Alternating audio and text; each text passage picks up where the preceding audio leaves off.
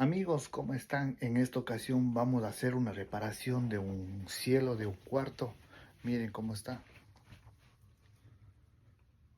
Había un liqueo en el techo y todo esto lo dañó.